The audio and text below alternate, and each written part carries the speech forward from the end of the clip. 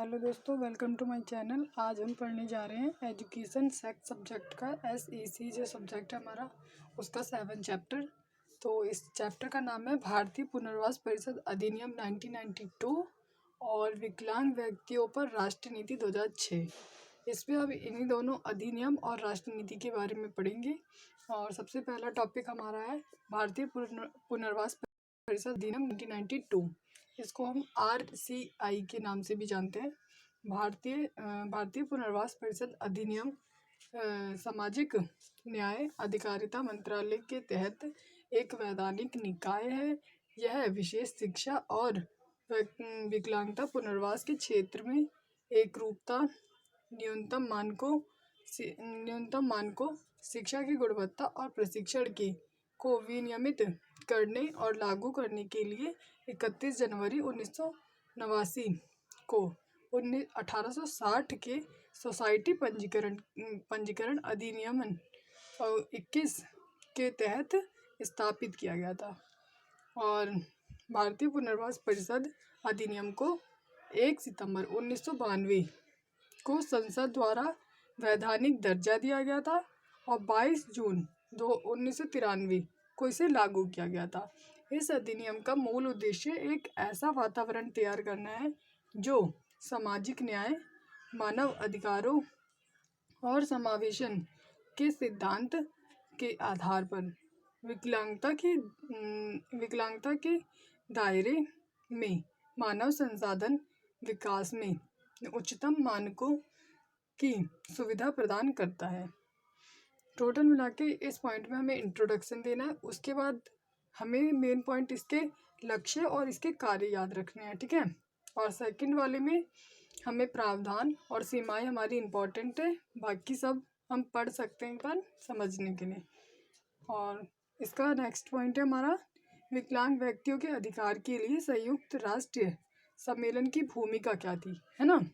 संयुक्त राष्ट्र सम्मेलन, जिसे कि व्यापक रूप से UNCRPD के नाम से जाना जाता है, 2006 के रूप में जाना जाता है, और विकलांग व्यक्तियों के अधिकारों के विमर्श में एक सबसे बड़ा मील का पत्थर साबित हुआ है।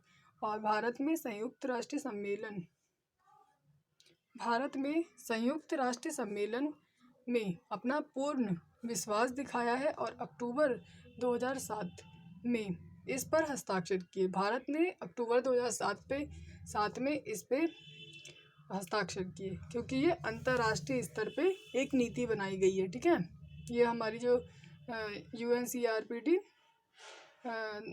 2006 की नीति है, यह अंतर्राष्ट्रीय स्तर पर बनाई गई है, जिसमें हस्ताक्षर करे हैं भारत ने अक्टूबर 2007 में, है ना।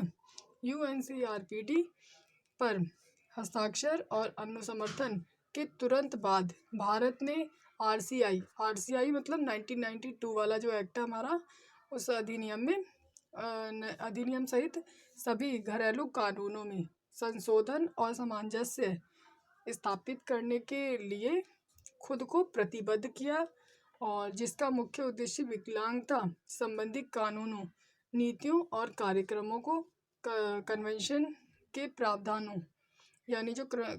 के प्रावधानों के साथ संरेखित किया। कन्वेंशन यही है राष्ट्रीय नीति 2006 वाला। इसके प्रावधान जो है वो इम्पोर्टेंट है और वो एग्ज़ाम में आ भी जाते हैं। और फिर हम भारतीय पुनर्वास परिषद के लक्ष्य देखते हैं। फर्स्ट है कि पुनर्वास के क्षेत्र का निरीक्षण करना। दूसरा है कि शिक्षा और प्रशिक्षण के न्यूनतम मानकों को निर्धारित करना। और तीसरा है एक रूपता लाने के लिए विनियमन करना, यानी सामान्य और असामान्य लोगों को मिक्स करके लेके चलना है, यानी एक रूपता लानी है। और फोर्थ है हमारा योग्यता को मान्यता देने संबंधी मंत्रालय से सिफारिशें करना, यानी जो भी शिक्षा वो प्राप्त कर रहे हैं वो मान्यता प्राप्त होनी चाहिए, ठीक है। और अगला है हमारा कि भारत से बाहर यानी कि अन्य किसी देश के संस्थानों में मान्यता दिलवाना, मतलब अन्य किसी देश से अगर भारत के बाहर जाके कहीं शिक्षा प्राप्त करे तो उसमें मान्यता प्राप्त होनी चाहिए, ठीक है। वो भी काम हमारा RCI का ही है, ठीक है। और अगला है पुनर्वास रजिस्टर को नियोजित करना।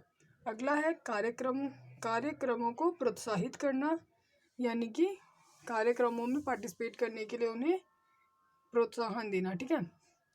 8वां है कि शिक्षा में अनुसंधान को बढ़ावा देना।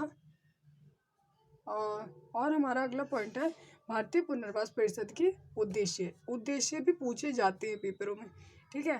तो फर्स्ट पॉइंट हमारा है कि विकलांग व्यक्तियों के पुनर्वास के लिए परीक्षण नीतियों और कार्यक्रमों का विनियमन। और सेकंड पॉइंट है पेशेवरों के लिए प्रशिक्षण पाठ्यक्रम का मानकीकरण करना और विभिन्न श्रेणियों के पेशेवरों की शिक्षा और प्रशिक्षण के न्यूनतम मानकों का निर्धारित करना। और अगला है हमारा